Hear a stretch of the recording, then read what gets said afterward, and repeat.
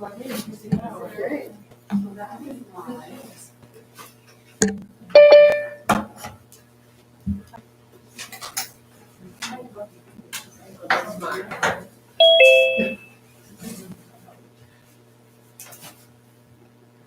So, are you able to make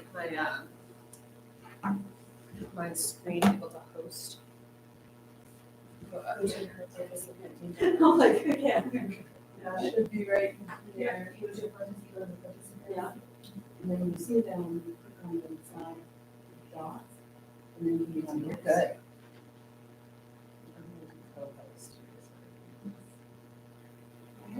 And I'll do Mark just in case. Yeah, if you have something. Once I got some stuff.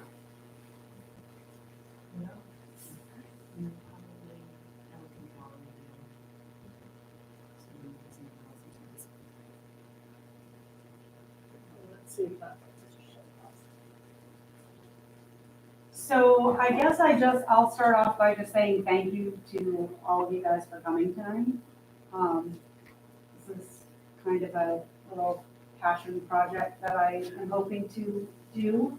After going to a seminar kind of workshop thing, June or July, like summer, just left that with the thought of like, wow, we are literally costing ourselves a lot of money by throwing all of the food in with the trash that we then have to weigh when it's all wet and saturating everything else. And so hopefully we can come up with some ideas and get some of that out and save some money.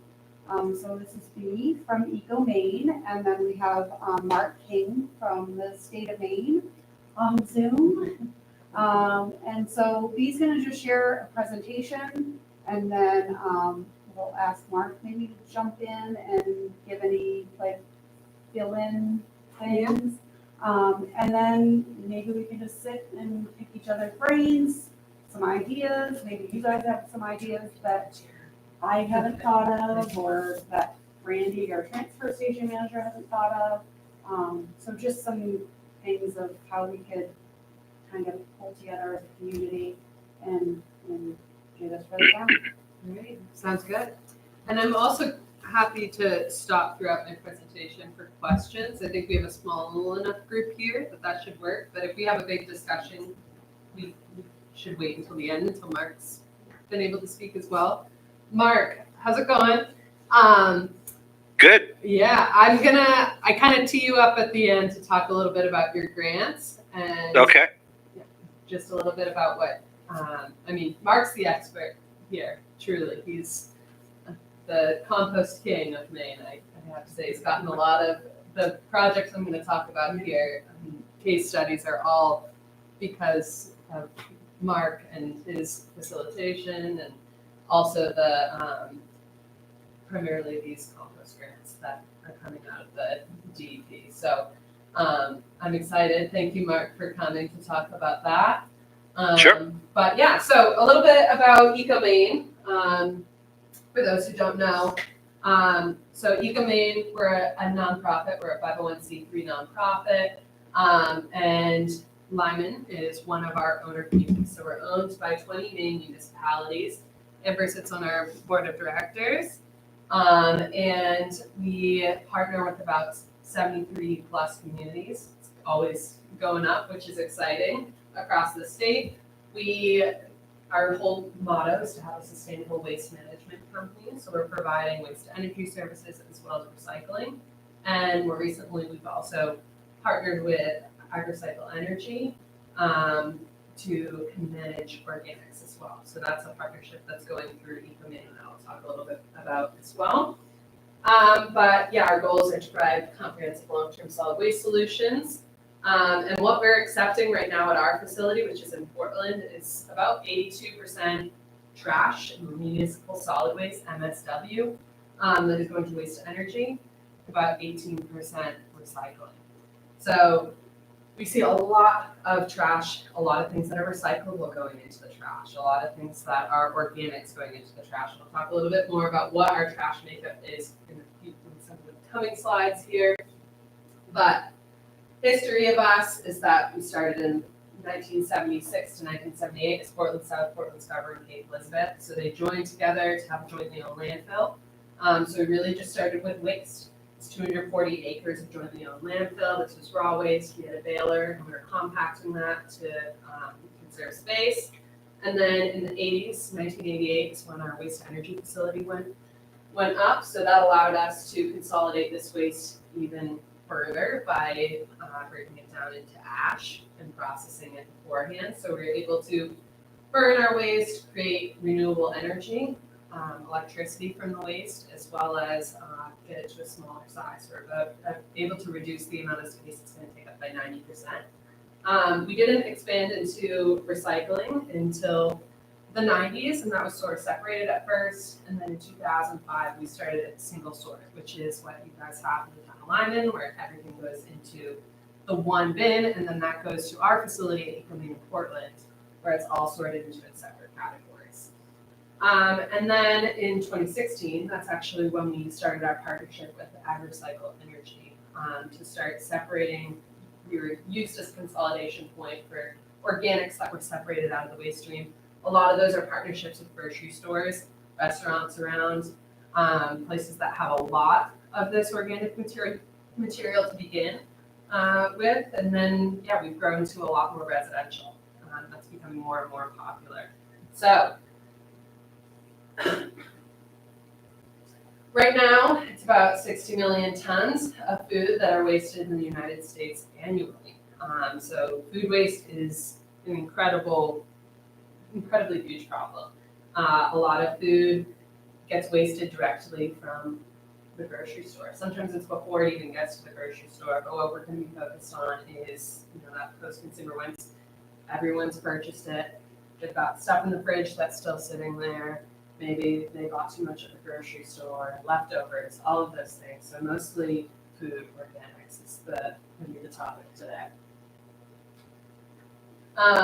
This is the food recovery hierarchy. It has since been replaced by a new and improved, it's not necessarily a hierarchy, but visual from the EPA, but this is what the main state is following, which starts with source reduction. So really starting to reduce the volume of food that's even generated, because we're producing so much food in our country that's never even making it to market. There's that problem right there. There needs to be, feeding hungry people, so donating extra food to food banks, soup kitchen, shelters, so feeding people who need it. And then feeding animals, so diverting food scraps to animals, so local farms, that's a great way. And even if, you're collecting organics, maybe there's some things that get separated and brought to farms. That's a good thing that we could talk about today as well. So that's another option. And then industrial uses, so taking waste oils, creating biofuels from that. And then we have composting, so making sure that we're keeping that food, those organic materials out of our landfill. So this is the way that we like to see our food managed in the waste world. Right here, this is actually a graphic. I'm going to zoom this out so I can't see so you guys can see the whole graphic here. Right here's a breakdown of what our waste stream looks like. So this is actually a 2011 study that you're seeing right here in this pie chart that found that 43% of our household waste is actually made up of organic material. So this was done by the University of Maine, and it was their residential waste characterization study. Right now, they're actually undergoing, the state in general is undergoing a new waste audit. So it will be, I think we'll have tentative results this coming spring. And hopefully in the fall, we'll have something more official that we can share. But they're sorting it into 88 categories. So we've gone from this to this now new one that's going to have it into tech. They have food waste, leaf and yard waste. They'll have glass and all the different types of recyclables, and basically just 88 categories of everything you can imagine in this new waste study. So this is them on site at Ecomaine doing a study, just a sample of what was in our waste energy tipping floor, sorting that out. Same way they got this waste composition in 2011. But yeah, so assuming that around 43% is organic material, that's around 75,775 tons of municipal solid waste that's processed at Ecomaine is assumed to be organic material. Yes. Construction and demolition. Yeah, so. Yeah. No, that's construction and demolition, metal, glass. I don't know if I have the label on that little one. It's household hazardous waste. Household hazardous waste, yes. So this is just our waste bin. As you can see, lots of it is paper, plastics. This is great. We have recycling as a stream for this. Even some paper products though can go into compost, which is something that we can talk about a little bit as well. So we're seeing that a lot of our materials are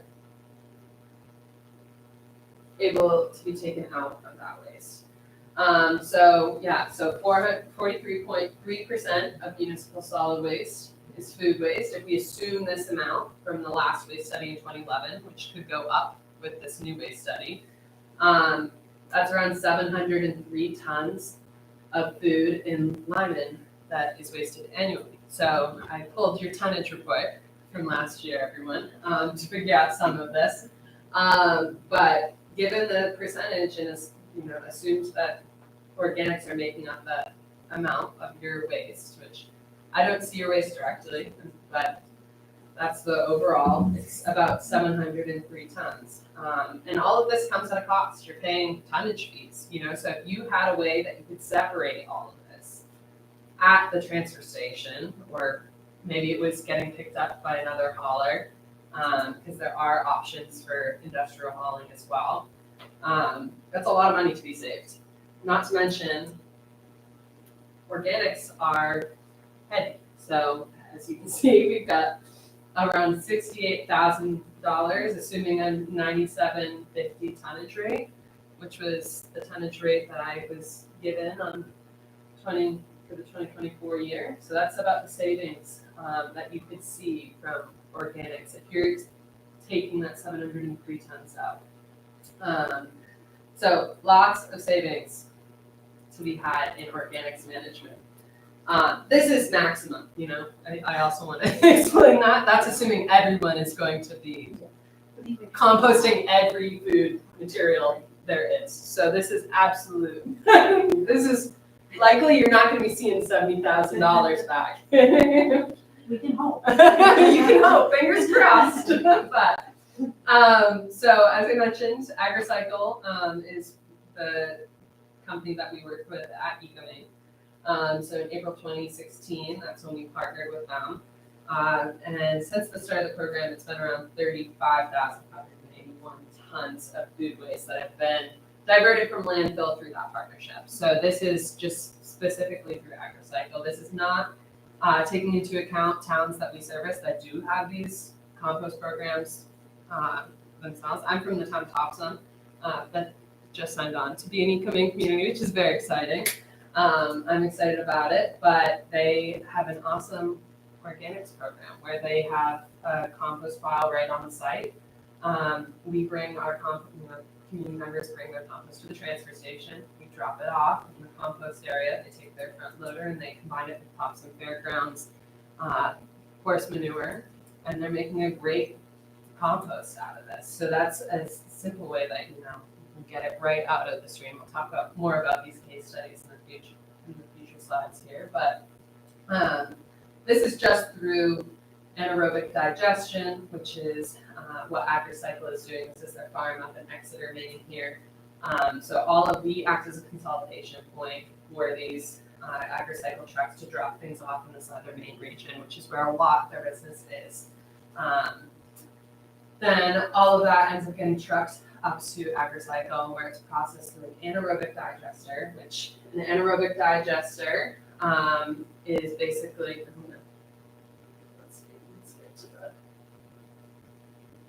so anaerobic digestion is basically the process of microorganisms breaking down organic material in the absence of oxygen. They're able to create a methane gas out of this and to capture that to create fuel and electricity. So that is what's happening with the organics that we're diverting. This is how it all works, but they're basically able to take the cows, it's on a cow farm, they take that cow manure, they mix it with the food waste. And then that is then broken down anaerobically, they're capturing that gas, and then they have this sludge, right, this like sludgy material, and that ends up getting dry, it's bioseparated, so they take the liquid material and use that as a fertilizer on the cow farm, and then they also take the solids, dry that, and use that as a bedding for the cows. And then the cows, produce more manure, and it goes right back into the system. So that's a little bit about what the anaerobic digestion does. I did want to come back to this here, but why is it worth the trouble of keeping our organics out of the trash stream? Obviously, we just talked about the financial implications, the cost of wet waste. So food waste weighs a lot due to that high water content. Even if you just did it in your own house and you separated out the apple cores and the leftover sandwich and leftovers that are just wet and heavy and stinky. So you separate that out, they'll probably have a pretty low stink trash as well as not particularly a heavy trash. They're not going to break it up, there's going to be packaging and stuff like that. So on top of that, wet waste does not burn well. So when it comes to Ecomaine, we're an incineration facility. You take a bunch of food and it's not going to burn that great for our facility. It's actually, if the fire's not burning hot enough, we have to supplement with natural gas. So if we got a bunch of food material that was wet, that would actually potentially be supplemented with natural gas to make sure it was properly burned throughout it.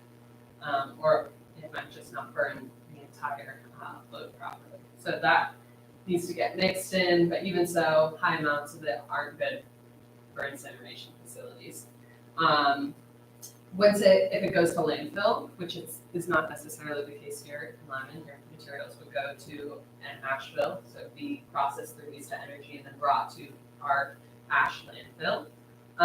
But for a lot of the state, that's not the case. It's going to landfills. When it sits in these landfills, it's still doing that anaerobic breakdown, right? That the anaerobic digester is doing. Because now you have an apple core that's surrounded by a bunch of trash. It's suffocated, right? So it's going to break down without the presence of oxygen. That creates methane. Only in this environment, you don't have a big tank to capture that gas, that methane gas. That just goes right into the atmosphere. So methane gas is significantly more potent than carbon dioxide. It's about 80 times more potent over a 20-year period. So that leads to greenhouse gas emissions and climate change as an effect of that. And landfills are also the number 3 producer of methane, right behind petroleum and agriculture. So we went through these. So these are some of the food scrap programs at scale in the state of Maine. So we've got these are the three big categories, I would say. So 4 solutions that people have focused on. So this is what I wanted to kind of get everyone's head wrapped around here. The one I think would make the most sense, it sounds like, and what you've talked about the most, is a community drop-off. So maybe that's at the transfer station. It's one centralized location. Someone can monitor it, make sure that there's, things that are not compostable going in there. I always think that organics and compost is actually far simpler than single sort recycling because there's so many ifs with the single sort recycling. So if people can get the single sort and understand what can go in the recycling to an extent. I know there's always, always questions of what can and can't go in the recycling. If you tell people that food can go into your compost bin, it's pretty obvious like what is food. Obviously, my plastic wrapper is not compostable. So, compost drop-off sites can be at transfer stations, it can be at libraries, it can be at schools, just a very central spot. Community gardens, so Portland has one at all their community gardens to really connect the garden aspect to the compost, so people realize that their food can get turned into the soil that's used for the gardens to create more food. It really brings everything full circle. These Drop-offs are sometimes facilitated right on site. They'll have like a large pile like I was talking about at the top zone. There's one that's got vegan, where they actually have these large windrows and they're maintaining them themselves. High investment at first, but then over time it pays off more rather than having a subscription, which are available in the state of Maine. Mr. Fox is one, Garbage to Garden is another, We Compost It is another.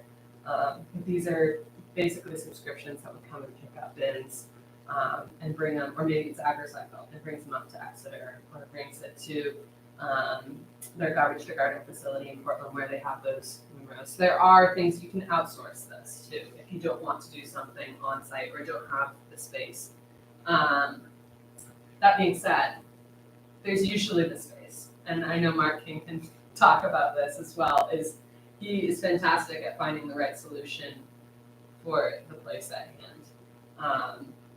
And then there's curbside pickup, that's residential pickup, where people would just put out a green bin on the side of the road and they get picked up, brought to one of these sites, and that's that. These would be for community members to opt in, and then they pay the fee, so it's off the town and onto the residents. Then there's commercial collection, which is primarily when businesses and commercial entities have pickups. These are usually higher tonnage, just as when we would see like grocery stores working with AgriCycle that brings their material to us.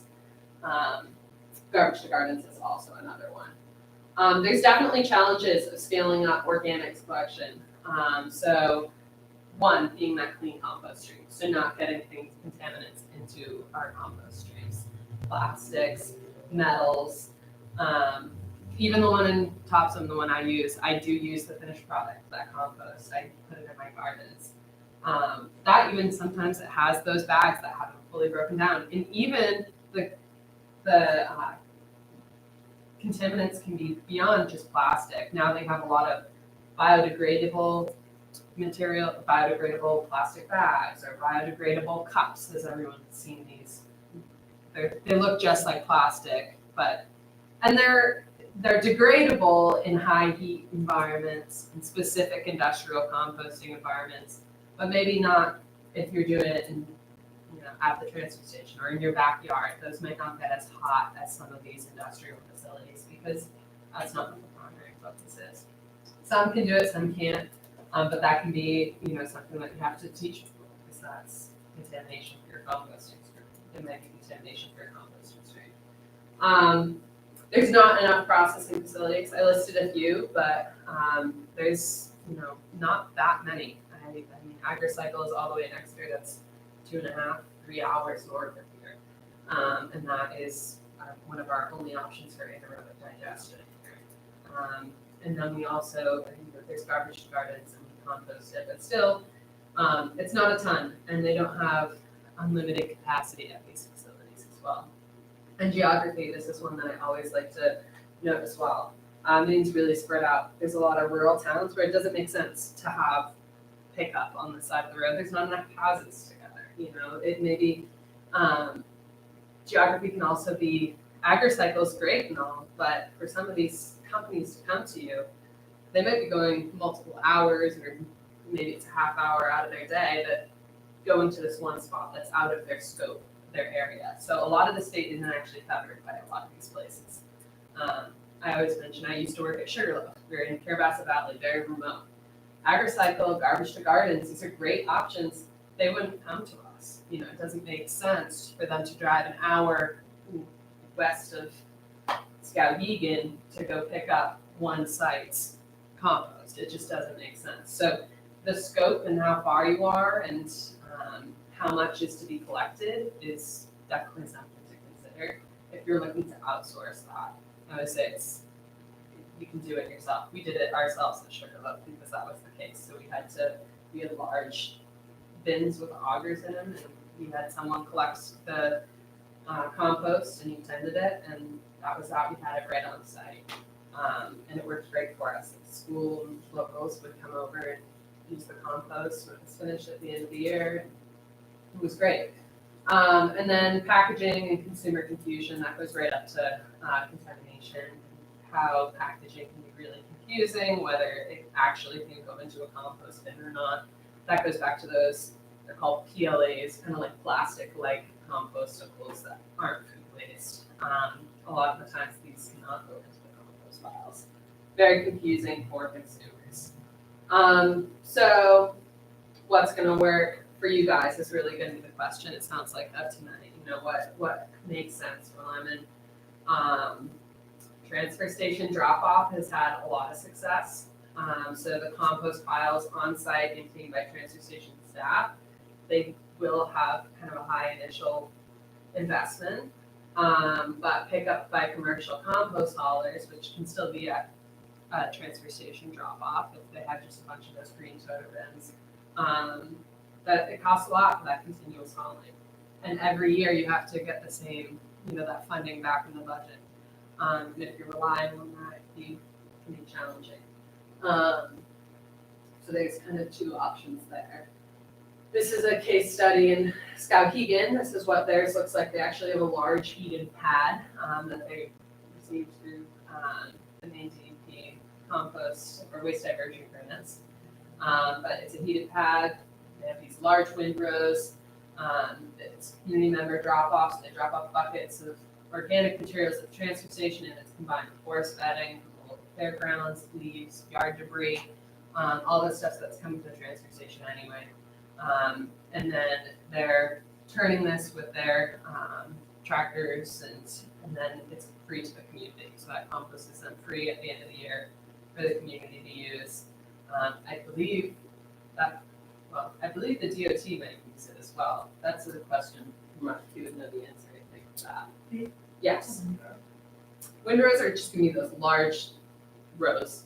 Think, see how that right there is a windrow. So it's just a long row, kind of groomed up on itself, and there's a bunch of them. It's kind of like a garden, how you have those little, you put all the. AB, Yes, when you mention heated pad, do you mean that it's an asphalt pad? yes, It's not really heated. There's Yeah, no it's heating not- source. yes, but Okay. it keeps the heat in it, right? It traps Right, the dark asphalt Asphalt. absorbs sun. It absorbs sun and then the heat from the piles as well. Correct. It's kind of like a heating pad. There's no, it's not a heated. There's no electric going on under there. Sorry for that great clarifying question. And then chickadee compost as well. So chickadee's a great example as well. This is up in the Blue Hill area, another rural area. That was funded by the Maine DEP waste diversion grants. But basically businesses and community members can pay for subscriptions, it's a pickup service, and they drop off locations as well. So there's a few centralized locations that people can drop off buckets of their food scraps and pick up a clean one. And then it's brought here where they're tending to compost piles. It's one lady who's running the show there. And then she's able to sell that compost in the spring and summer. So there's a lot of places that will sell it as well. It's not always free. You know the amount of garbage it's also is? I don't actually. I think that would be. I don't know. She does probably 500 to 600 yards a year. So not a lot. No. No. And I don't think they have a hard time getting them. People take it too. That's the thing. I think. Right. She's partnering right now too with One Earth Compost out of Hamden because he doesn't have his own facility. So he's transporting material down to her site. So she's probably going to make somewhere in the neighborhood of 300 to 500 yards of compost annually. So wait, Mark, that's for Chickadee, right? Yes. Okay, what about Topsom, transfer station, or even Skowhegan maybe? Skowhegan does probably, they have both leaf and yard and they make their food with horse manure. Yeah. I would say probably they do a couple hundred yards of leaf and yard and maybe 100, 150 of food. They only have right now 50 citizens that are actively bringing food scraps to them because they prefer to make sure there's zero contamination. So only the people that bring it are ones that are really dedicated.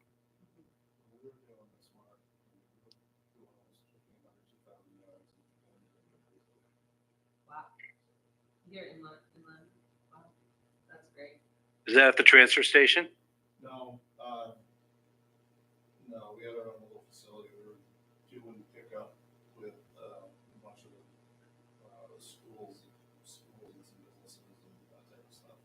Wow, Plus composting our own and selling it. Oh, wow. through the greenhouse? Wow, that's great. And when was that? Pre-COVID, This COVID kind of went it. COVID killed the pickups. There's a guy in Acton, by the way, that has mentioned Lyman multiple times. His name is Scott Guzman. He runs a compost operation out of Acton, and he has a couple other satellite facilities. And one of the things that he's doing, that I think is worth mentioning to this group, is he has a compost management plan through the Department of Agriculture, Conservation, and Forestry. And what a compost management plan allows you to do is to take up to 60 cubic yards of food scraps per month without requiring a DEP permit. It's actually exempted by following best management practices. And I actually helped write those plans with Mark Hedrick from Agriculture. Yeah, we got one of those plans from You guys- Yep. What's the name of your site? Tibbetts Farm. Okay, yeah. Oh, yeah. Well, I know you guys very well. I knew John and are you the son? Yeah, you used to haul horse manure to me at the University of New England. At the college when we composted sea mammals. That's great. Yeah. That's a small world. So this is just my last slide here, basically talking about the Maine Solid Waste Diversion Grants, which Mark. You should can be take- you should talk about it, not me, Are you because sure? I have an open grant right now and I can't say anything per purchases rules. You can't say anything about the grants in general? I cannot because Okay. there's an open round right now. So Okay. and the So there's written an submitted open question period ended 2 days ago. Well, So I cannot have any discussions about it at all until okay. after we make a decision. All right, so I'll talk about it, and I hope Cool. I don't completely botch it for you, Mark. All right? Okay. But through the DEP, they do the solid waste diversion grants. There's a request for proposals that's open twice annually, and it's for up to $40,000 for these waste diversion grant projects.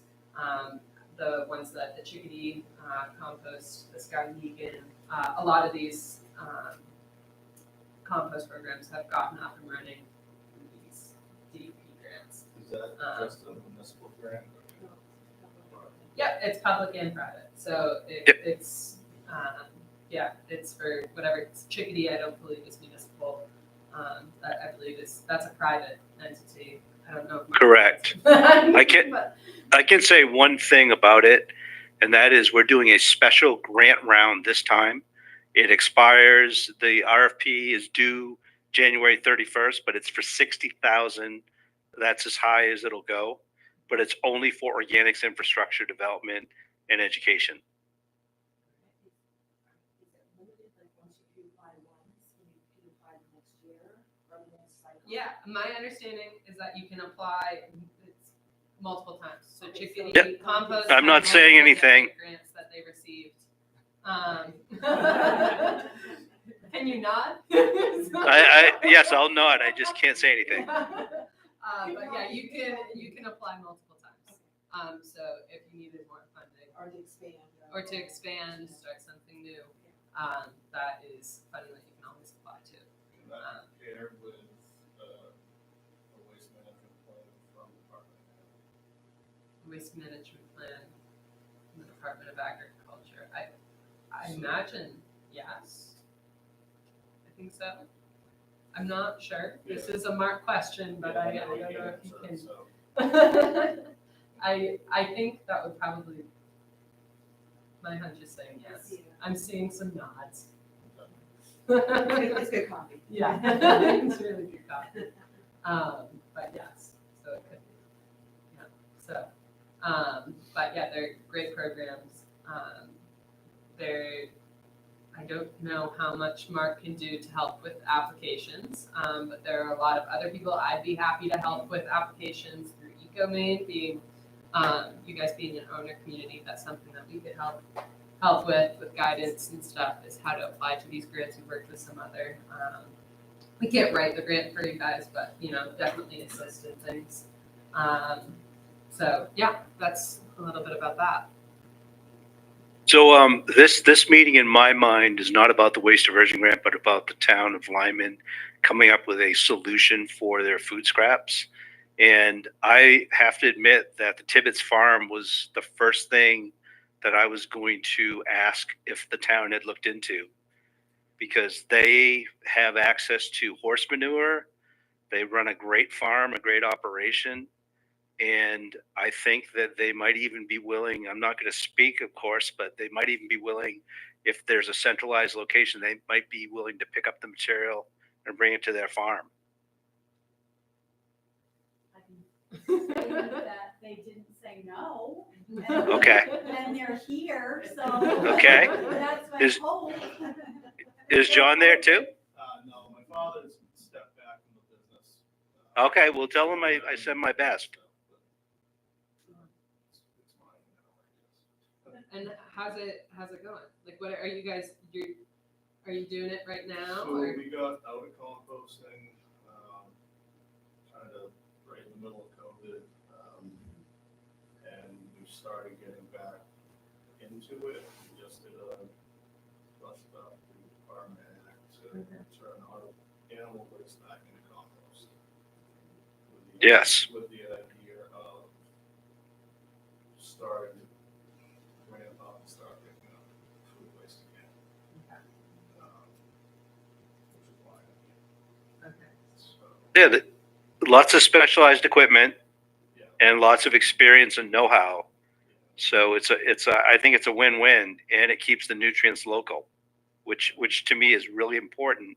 When you think about the Exeter solution, they've got tons of capacity. They can take a ton of material, but once it gets there, it never leaves the farm. All those nutrients it's basically a zero waste facility. All those nutrients go into growing crops or making bedding for their animals, but nothing comes out to be recycled back to the communities where they came from. And I like to see a bunch of different options available. One that includes keeping the nutrients in the same zip code. We farm close to 800 acres in this area. And we're spreading material now. So spreading the line mix in the issue. We have almost 3,000 yards of our own right now. So another 800,000 yards doesn't matter. So, Which realistically doesn't sound like Lyman would, especially with the other even if you had everybody in line with recycling, the ratios, by the time you cook down the files, you're not even so. Yeah. That'd be interesting. Yeah. What do you have as a vision for, like, for collection? Well- Oh, go ahead, Mark. Well, I'm just going to say that I want to throw this out there, that every single community should have multiple options. Whenever I'm working with communities, like for example, Reedfield, Fayette, and Wayne work together, they have a shared transfer station. We have a compost operation there, but we also support backyard composting in all those three communities. And that way you always have people that either want to compost at home or take it to the transfer station and have them do it, or compost at home in the summer and the fall, and then take it in the winter to the transfer station because they don't want to dig a path out to their compost pile. So I think that Lyman should think about looking at the lobster trap compost bins too and get a little backyard program. And as I said, I can't speak about the grants, but I can tell you that we've paid for those before. I know just from talking to a lot of people in and out of town, a lot of people do compost at home, just their, food stuff. I mean, I compost at home, so, but I still, it's all the other trash. But I can't be like, oh, just bring it to my house, and so Right. we need to find an idea if that works. A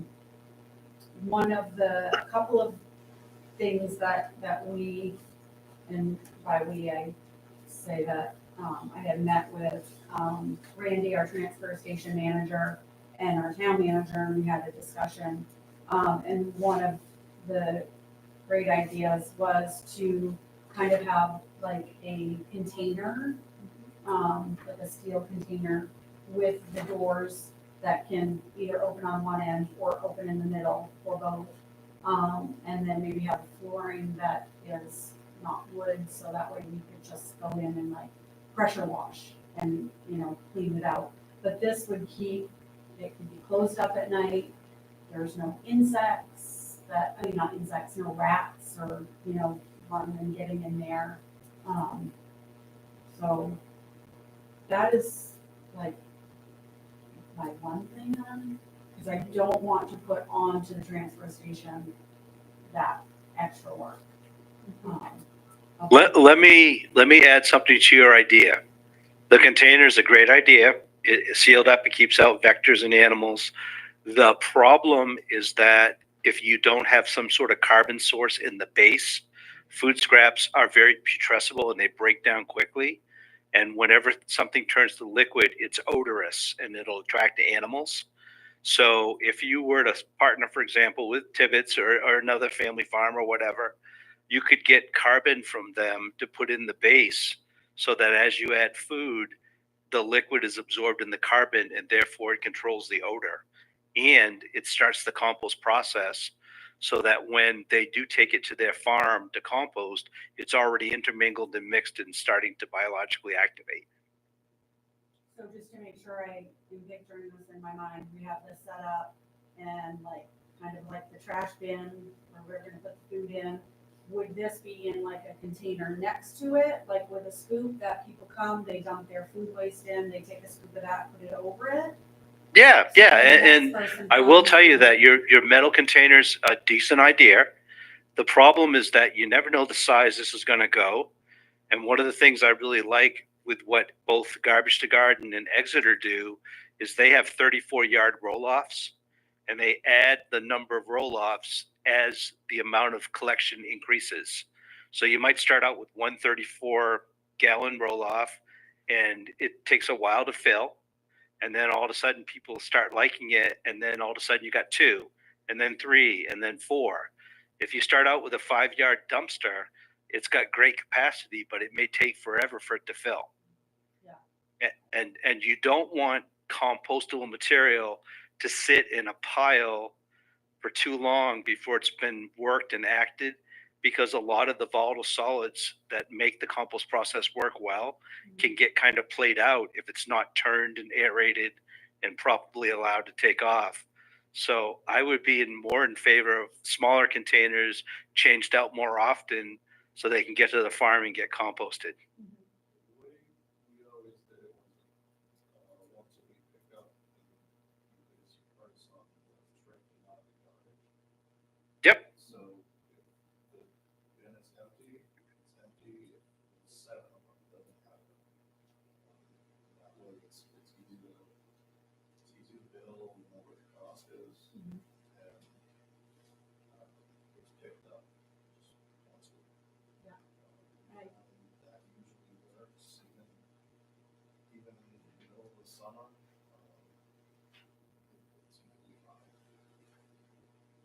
Yeah, and then what we were looking for just to start is just like the 35-gallon totes that, Same thing that we compost use at AgriCycle uses.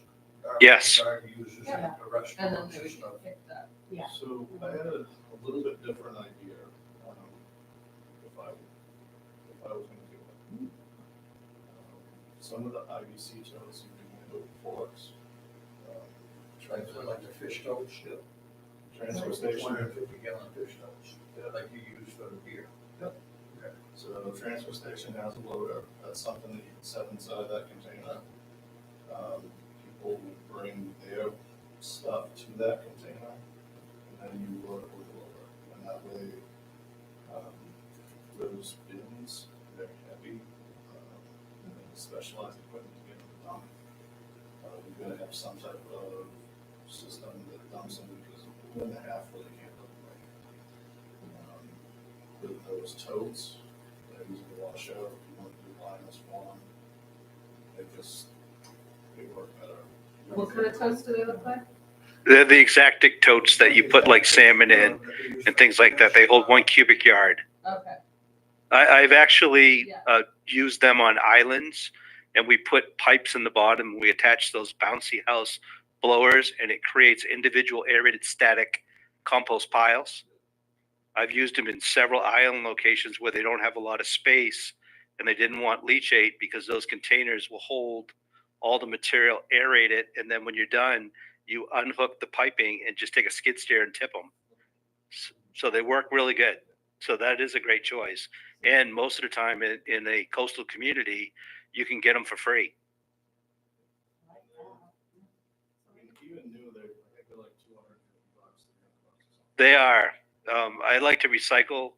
I was working with Vinyl Haven, and there were a bunch of them just sitting on a garbage pile, and all they had was a couple of holes in them.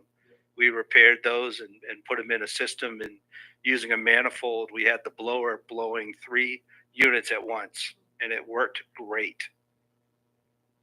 Oh, can you get me that, like, information, or like what, like where I can, I don't even know, I You guess. just Google like IBC tote.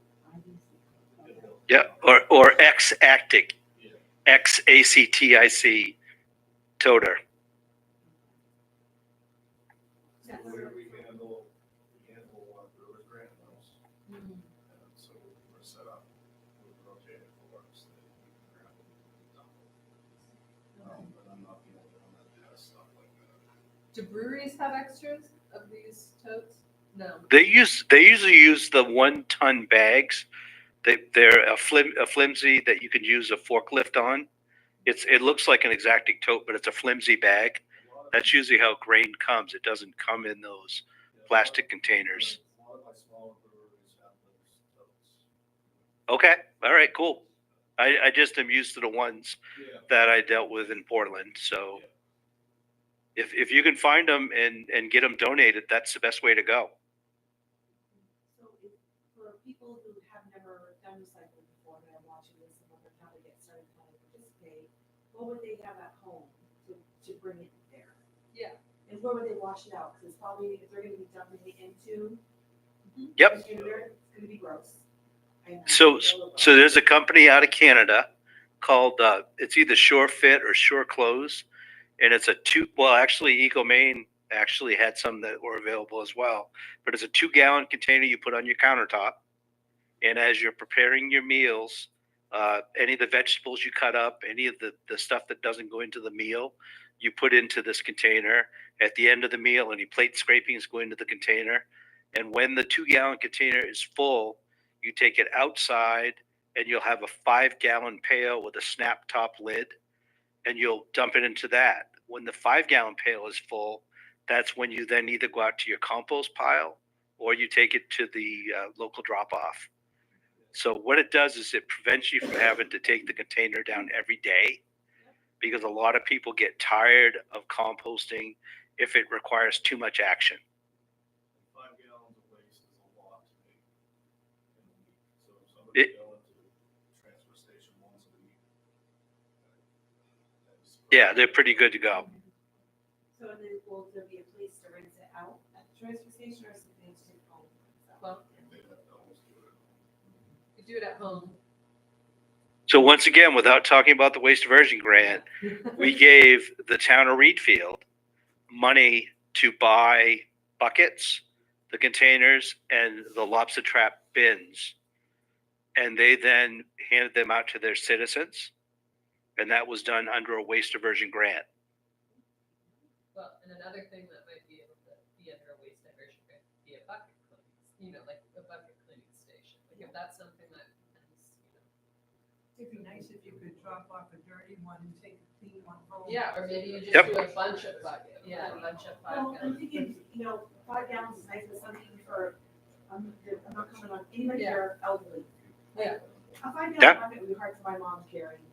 It's hard for a lot of people to Car. carry. And so, I mean, if they had 2 gallons, Yeah. they could just, one's full, the other's full, Well, I think they're 2 gallons. Yeah, and the 2 gallons, there's options you can find for those, easy to find on Amazon, just compost Yes. bucket, table kitchen compost bucket.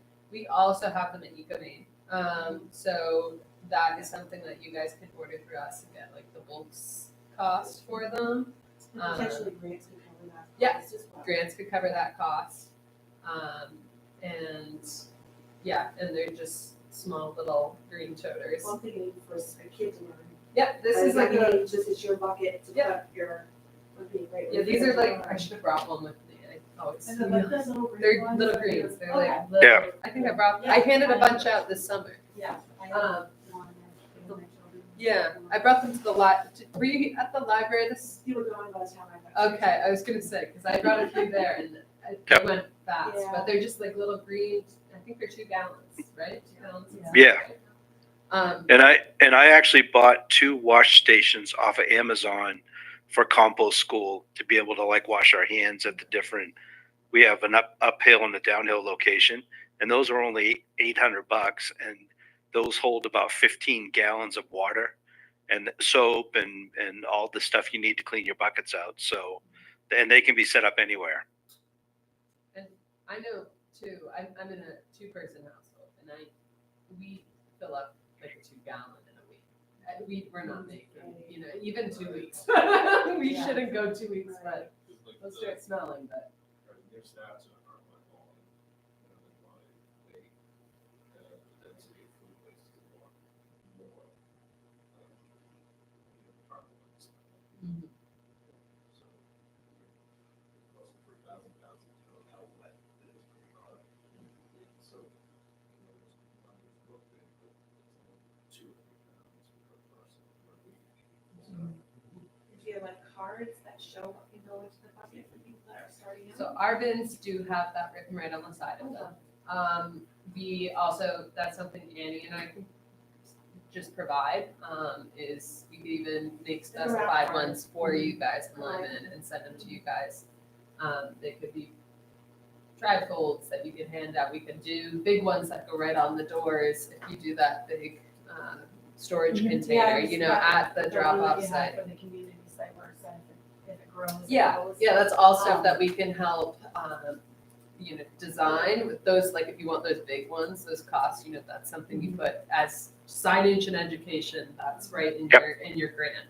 And education is gonna be an important one, like we're happy to come in and do lectures, how could you do backyard composting? How much, carbon versus how much nitrogen, what? Do elementary schools? Yeah, we come into schools, we could go into the schools and talk about that, so the kids go home and want to start composting because they can do it now everyone has access to it. So these are all things that should be listed in grants when applying to those grants, because having that continuous education and signage and all of that stuff is very important. This kind of stuff is keeping up with, the program. So I want, John, did you do any household pickup? No, we were all either restaurants or schools. The household was too small for us to go after. And it just didn't make sense for us. So what we did was our pickups were in those roll-off containers we had a bunch of them. So we would grab it and dump it into that pickup truck. It's like once a week, when we got bigger, we were actually days a week, but pickups were once a week for schools. Were the biggest issue with any of it is sort. You had some schools that did a really good job with sorting. And like on our containers, we had stickers of what we did not put in, what we do put in. We had posters that were made. And it seemed like if there was something there at the area where kids were dumping or restaurants were working, it wasn't bad. You still get some plastic contamination, which is the hardest to do with composting side. The biggest problem is just that soil. It just doubles it. Do you, not to ask you to answer for anybody, but do you see an opportunity in this for somebody like Dave Riley who does do household pickups to help people who don't get to the transfer station? I don't know. It's all about how many people you can decide on, so that Dave might be able to do something where if he's already picking up customers, have another bin that he's handling food waste in. But I don't know if there's enough in line to get somebody to go around and pick it up and the other thing is somebody has to pay for it. No, I don't think it would be. That's right. The service that they're already getting. We were doing candy bunk, I worked for Lee Composted, they were picking up about 1,200 pounds a week, and that's a lot bigger town, a lot more people than were into it. Kennebunk and Kennebunkport also got grants to buy 100 lobster trap bins for each of their communities. And they first come, first serve, and then they collected the data from people composting at home. So that was really a good project. But I think what's really key here is that no matter what you start, you've got to educate the heck out of the people and then keep educating them. When I started the Skowhegan facility, I had to promise the selectmen that we wouldn't grow too big too fast. So we started out with 25 people and then grew to 50. And it's really hard to even manage 50 people to get them to do the right thing all the time. You got to constantly reinforce it. Yeah, for me, that's the big thing. I really want, not to sign people up but kind of okay, so you guys are all here. And so if we had this running, and this is just me in my head, so we would have an education night before you were allowed to go and dump in there, so that you have come and you know what can go in there, what can't go in there.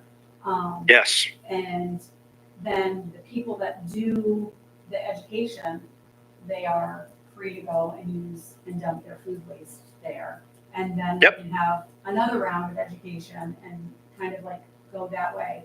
I would also envision the people that do the education part of it, if you're invested enough to come and sit here, then maybe you'd be invested enough to be oh, hey, I've got a few hours while the transfer station's open, I'll go up and sit at the containers and just keep a watch and make sure that everybody is throwing away, what they're supposed to be throwing away. I've done numerous presentations for communities across the state, and I actually even have the presentation on YouTube, where basically we require them to come to the presentation, sign a form saying that they will follow what they learned, and then they're given a 5-gallon bucket and a 2-gallon bucket, and they're authorized to bring food to the compost site.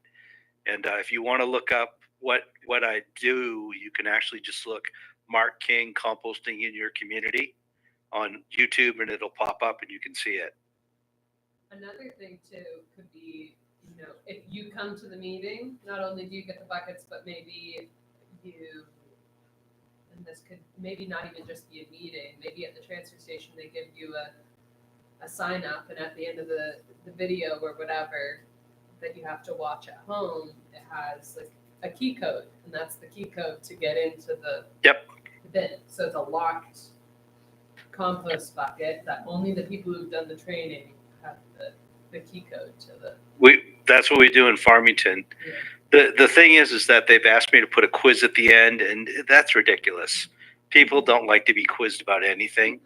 The bottom line is that they're willing to come. Most of the time is at a library where they do this presentation. They're willing to come and sit down and watch it and sign something. That's half the battle right there. And then you just got to keep reinforcing the education, even with those guys. I'm not above. Karen just recommended a raffle, and I'm not above bribery. We've done that, and we've actually given away compost bins as the grand prize. So yeah, I think the storage container was to hold it. That was one of the ideas. The buckets, the 35 gallons, but I'll look at those totes for that. And then just a way to keep the odor down inside, keep the whatever we end up using, clean, so that it doesn't attract if you do a weekly pickup, I feel like it wouldn't get that.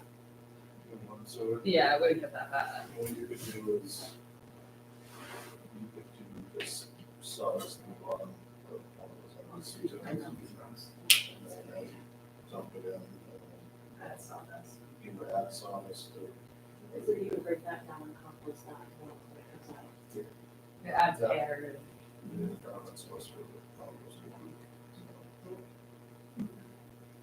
So right now, I'm just looking at Home Depot, and they have a 45-gallon outdoor vented recycling trash can for $37.97. And you can then buy a U-line, which is a heavy-duty, high-density polymer container for $110. So, you know, that's the kind of stuff that's not really that expensive when you think of the value that you're going to get in the long run. So, and once again, I mean, I didn't come here just speaking about the Tibbetts family farm only, but they also, I knew, had a handle on all the horse manure around Lyman. So that would be perfect to line your container with.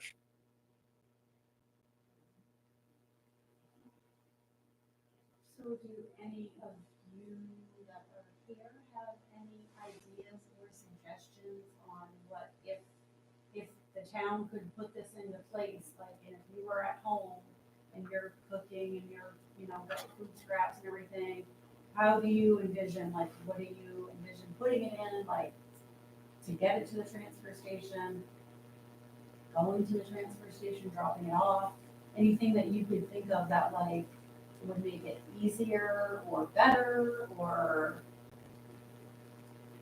Well, when you started talking about this, you know, I went out and got one of those barrel composting Yeah. things and wanted to do, you know, my duty, and I don't enjoy it. So,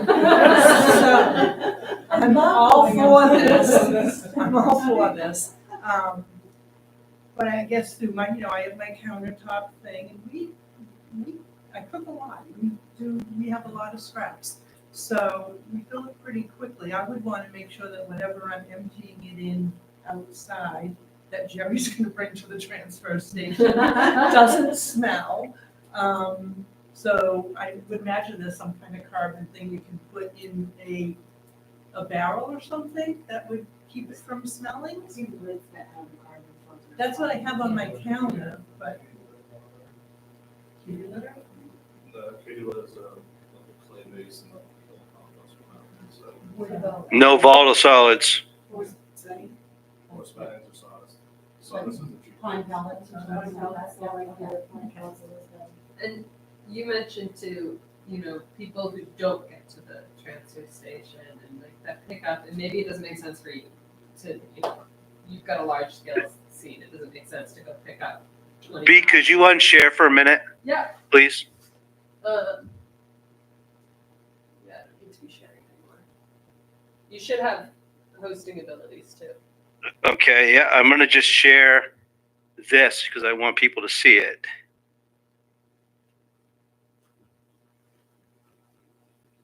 What is that showing up? Yeah.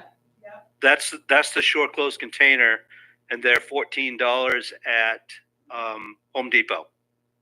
You have to order them online. We do give ours out for free too. So unless you're doing a large order for them, I will tell you though, the guy in Canada yeah. will give you a much better deal. His name's Rod Muir, Muir.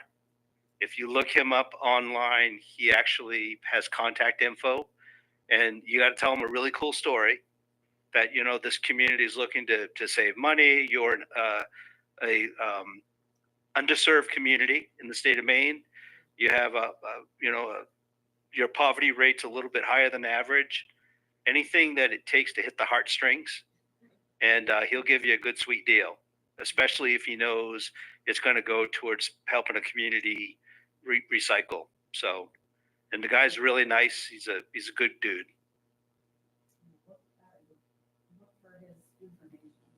Yeah, and if you can't find it, hit me up and I'll connect you. Okay, thank you, Mike. Yeah, of On a course. separate- Let me unshare here.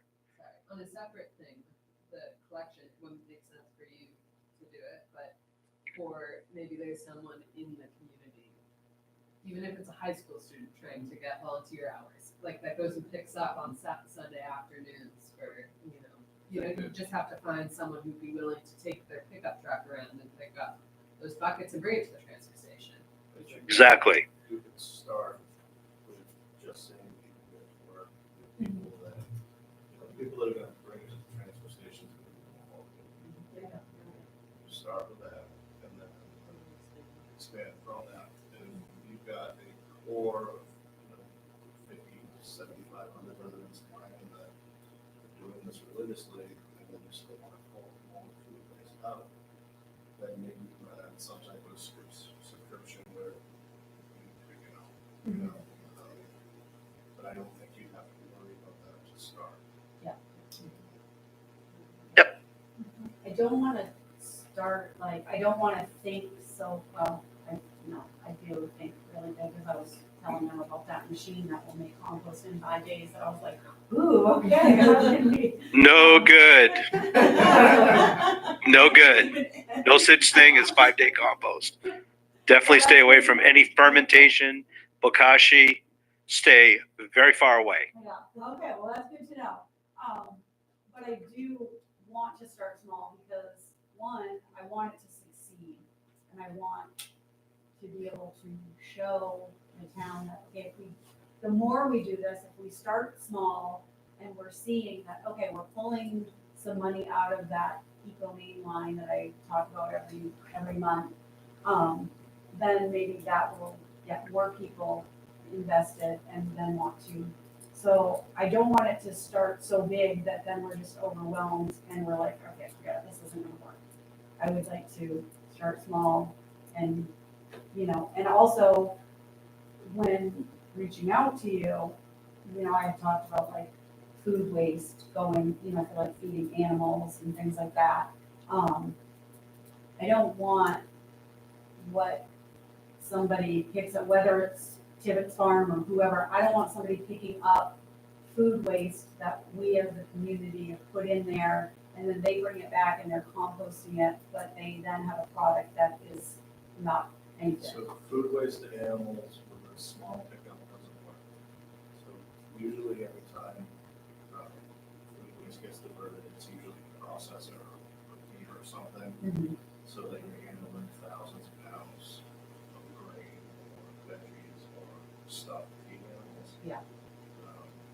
So right now we're feeding, it's close to 16,000 pounds of gross grain. So,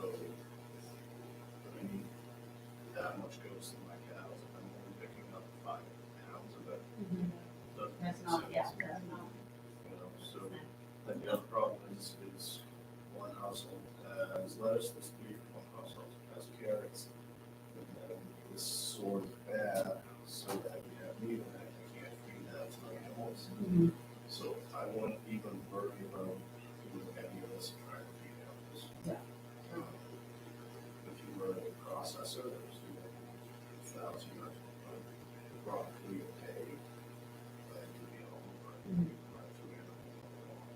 It's not just me, but this type of household pickup, that's the only thing you can do, some type of compost. Mhm.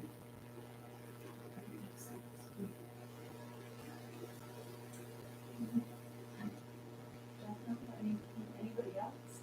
I'm just thinking, with my budget hat on, What what, my question? where's your break even? Like, if you start out slow, how slow of a roll is that? Well, And is it enough to get the community excited about investing in it?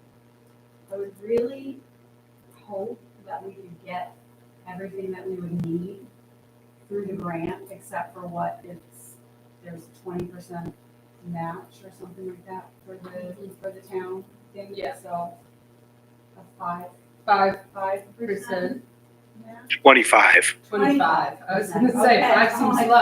God. We'll take it.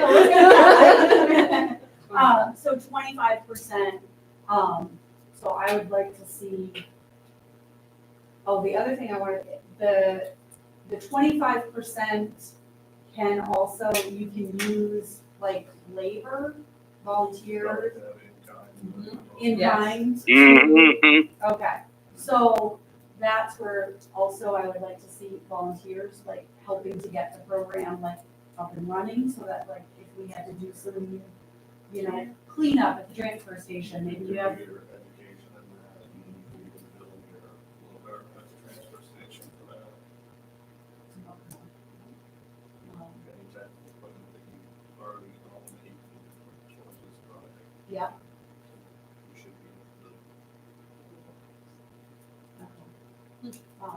So I would like to see, no money come out of the town to get it up and running. I would like to see, the money come from the grant and then in kind from the community for our percentage. And then be able to show, how many tons, I guess you could, do you have a way to weigh it?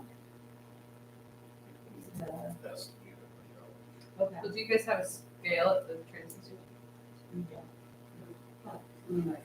then when we were doing the totes, the average tote was about 300 pounds, so you figure how, you're looking at 250, so you're talking 6 to 8 totes.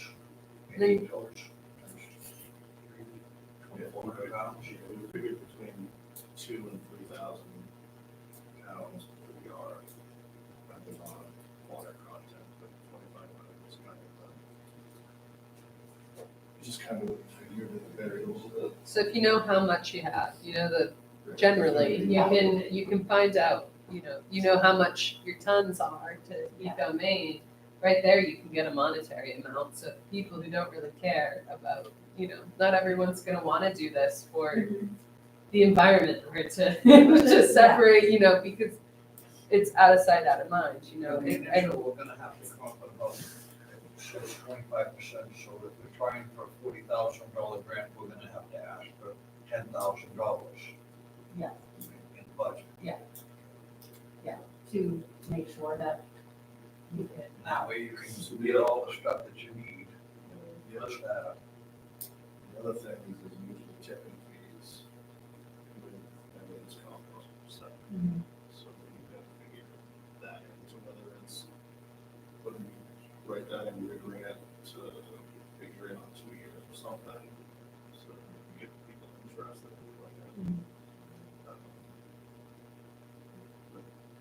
One thing I can say is that if you do apply for one of my grants, please read very carefully, because a couple of things that you just said would not be fundable by the grant.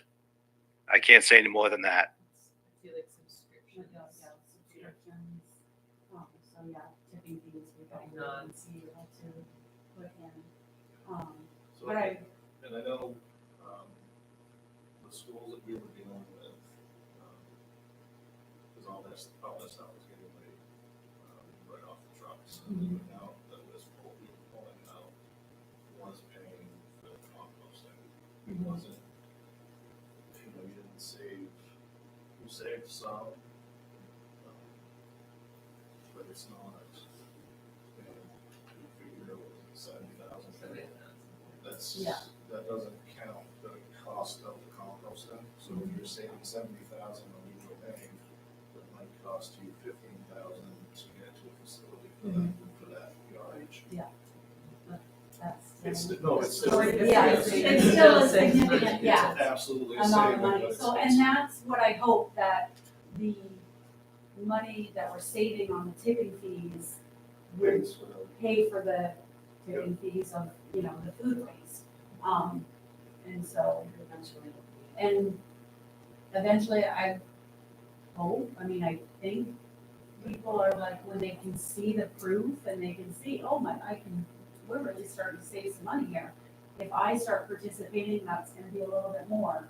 And, it will have that kind of trickle down effect, when you can show them that evidence of it.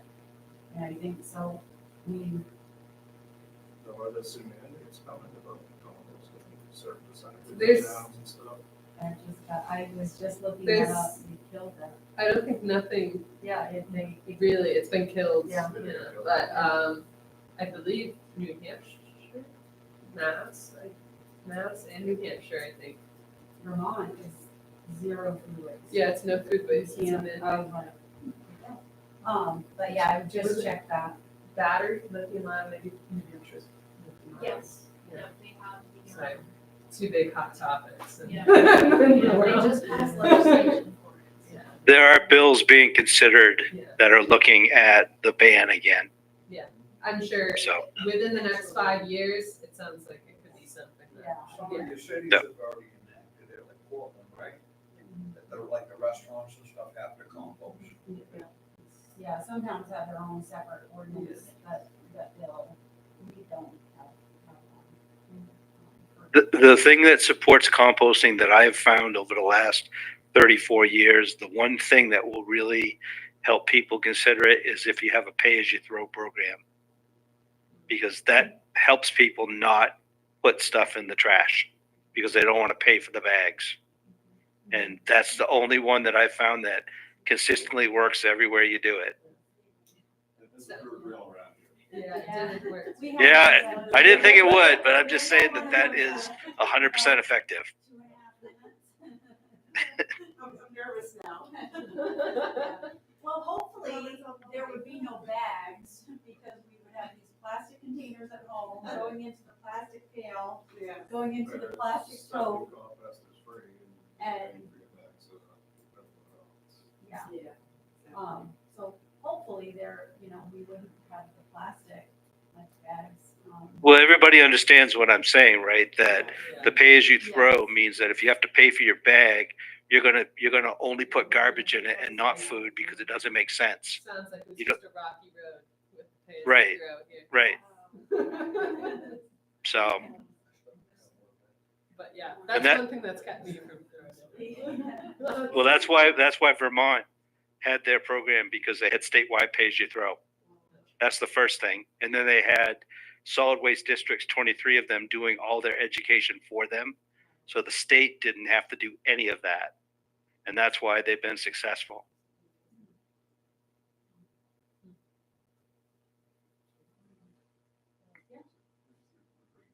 Whereabouts transfer station? Beside the balls, on that side, not to say exactly there, but out, where it's eyeball sight, kind of, where your trash is, so I can look right down to it. And also, something that Down that Like, thing, but you need to get one. when you pull in, you're not like, oh, I'm going over here for the food, and then I've gotta go it's so that it's like just a smooth, yeah, you can still get to the recycling, so you can drop your food, drop your recycling, drop your trash, and, in that smooth line, not Yep. like, oh, go do this and then go way over there, and, so yeah, You come in, you got, it'd be compost, your bottles, your recycling. That sounds really good. That's a smart way to go. Also school-wise too, if you guys did want more than just education, if you wanted, maybe it's funding someone to stand there and sort through whether, it's up to you. We do have our waste diversion grants as well through Ecomaine that are specifically for schools. So if you're looking for, small scale funding for someone to go in at lunch hour and, maybe it's one of the teachers that rotates and they get, some, but, yeah. So if they, if there was something like that, that was a want, that could be something that falls under our grants specifically for schools. And it's significantly less. We only give 5,000, but if it's $20 for every school lunch for an hour pay for whatever teacher stands there and monitors the compost that day, maybe that's something that could be. I would- Well, that 5,000 could also buy home compost bins, because that's exactly what it costs Kennebunkport and Kennebunk for 100 bins. They got a special discount from Brookstrap Mill because they were doing it for a program. So, lots of options. Yeah. I see that and that's another, like, with the education, like, not only the adults, but I do think like, okay, if we could like get into the schools, because I can remember when my kids were in school and like they'd have a meeting about something and they come home and they're excited about it. Like fire week. Oh my God, can we jump out the windows onto the roof and it's like, no, we're not doing that. We're Let's test the you know, alarm. yeah. So they get excited about it. And I think that if we could incorporate that kind of that school education piece with the kids, then they're gonna go home and the parents are gonna see them excited and then maybe like, oh, okay, yeah, we can And usually the fifth Carry grade on class with takes this. on a project, like you have something on the soft program. A donation every year, so usually fifth grade comes up with something they make their own, and that could be something you could do, and then they continue on. They're doing the education every year. So, okay. Got some notes. I think that will require some conversations between transfer station, town manager, Tibbetts Farm, kind of get a plan together and see what we can do. You did a survey. Yes, and So how many people actually thank you answered for that? reminding me that. I put them over here and I meant to say that they were here for everybody. I don't know, so we could put in Rachel on the share one. Are those the results? Yeah, this is the results of the survey. So you got them?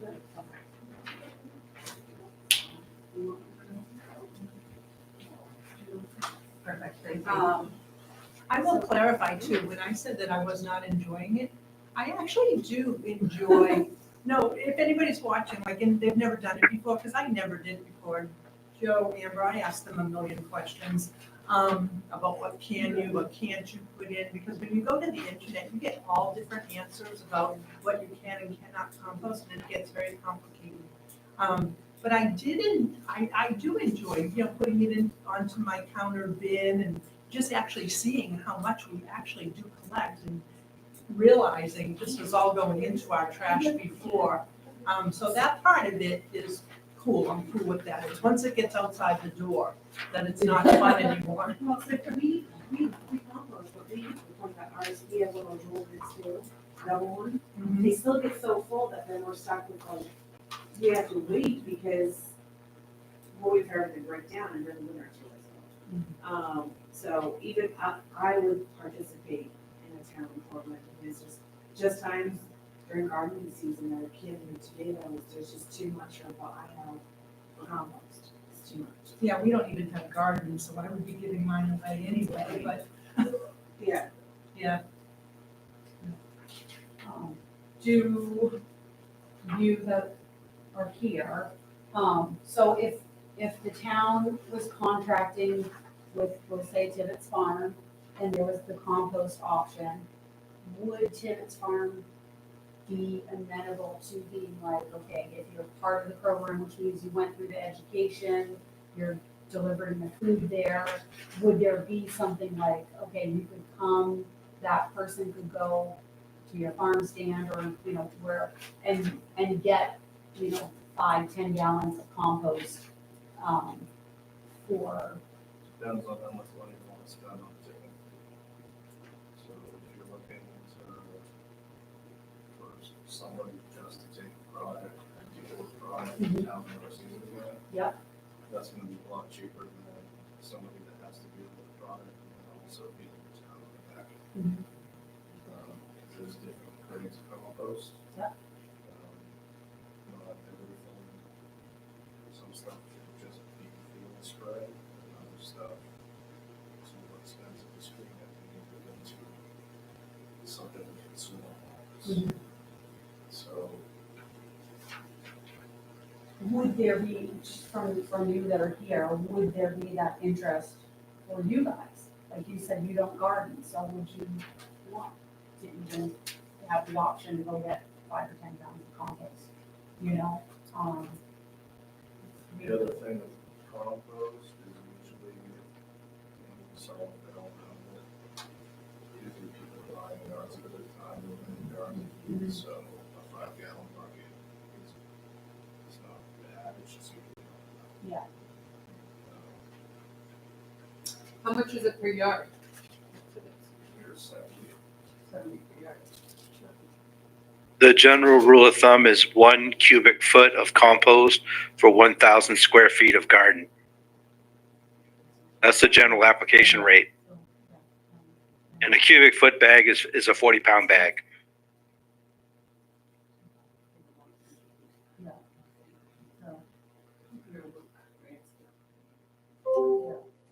I think if the town was composting their own, and then that's an easy way for the town to get rid of the product. That would be you guys doing it. And I know that some towns that keep composted and then sell composting, $25, $30 a yard just to cover costs. But Yeah, that would be like a year or something. It's like $15, I think, a yard, or truck full, which is about, I think, a yard, truck bed, right? Yeah, it's something really cheap. are they screened? Great. Are they screened now, or is it just? It's not screened. We Yours is compost- probably a lot nicer. We compost was doing theirs for like $50 a yard when I left them, delivered, but you had to buy, 3.5 yards. So we're, they pick up and we have to return and stuff like that. Well, they had fees for every time they picked up in a different town. More restaurants, schools. Yes, we were, flat fee to pick up. The way we had it set up is depending on the volume, people usually got 4 to 7 or 8 of those, roll-off totes. And they either filled them and it was just, it was soft.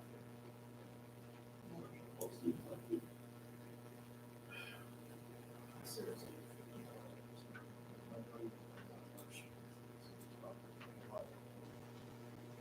but the reason it worked is we spent very get all our stuff.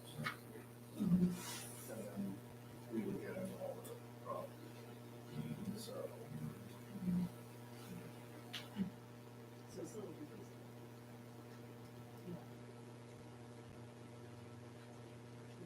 What if the town bought back the standard tipping rate, like a certain amount of yards that they kept at the transfer station in the spring? Yeah, You know, with the- so you could do something where, the town gets a delivery of 6 yards, 10 yards or something, and have a free day of compost from the town. See who takes it. That would be the option, but you don't have to Yeah, if necessarily. the town is looking to buy back, it would be, you basically look at cost, so instead of that $70, you probably closer to 35, 40. Because that's the other side of this, it's expensive to turn it into compost, it's a lot of machine involved. So, Another thought too is that we could incorporate children, Boy Scouts, Girl Scouts, middle, 13, 14, somewhere in that age, and they could actually come out to Tibbetts Farm or to whatever farm is composting and fill up 1 cubic foot bags of compost, and they could sell those bags for $6 at the local farmers market, of which this school keeps $3, and then $3 goes to the town or to Tibbetts Farm or whoever. And the idea is that citizens get a cubic foot bag of compost, kids get the experience of not just filling the bags, but selling the product, and they get to have a lot of values instilled simultaneously. I've done that a couple of places in the state, and I find it very satisfying. that's something you could set up a transfer station and sell that too. And,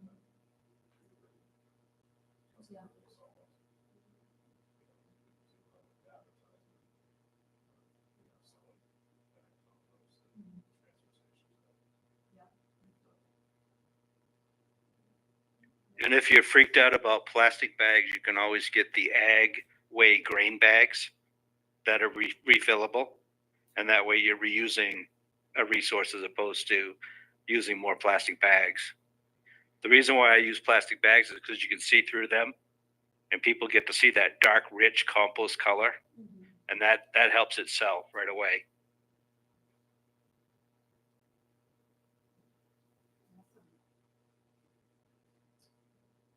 I can't think of anything else that I have in my brain. Now I have more. So thank you guys, everybody, for coming tonight. I appreciate it, and hopefully we'll see how our little program going. Well, I have to, I don't think that I can put together an RFP by January 31st. Although I would love But you have to. goals. I would love to try. But yes, I will start. Is that twice a year? I think it's August, September, was that when the first request for proposals was this year? No, it was spring. Okay. I do a spring, fall, but this time I tried to do end of the year, that special organics round, but purchases is understaffed, so it ended up spilling into this year. Okay. I am going to do another round, probably mid-March, which will be the first round of the regular waste diversion, which is recycling and regular. So September's So- when that first, you opened this fall round that you're currently in the, is that correct?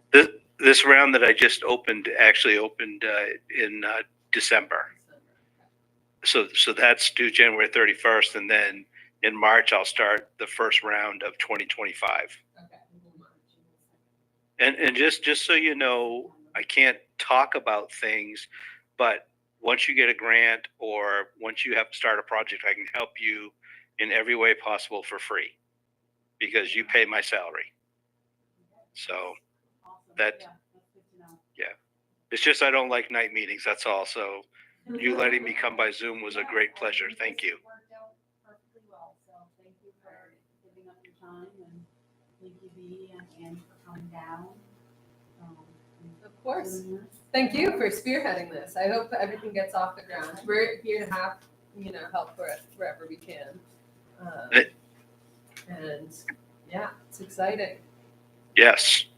And my best to John Tibbetts, both, and you're John as well, right? So it's senior and junior. Yeah, my best. Thank you Alright, again, Mark. thank you. Yes. Take care. Yeah, you Nice too. meeting you.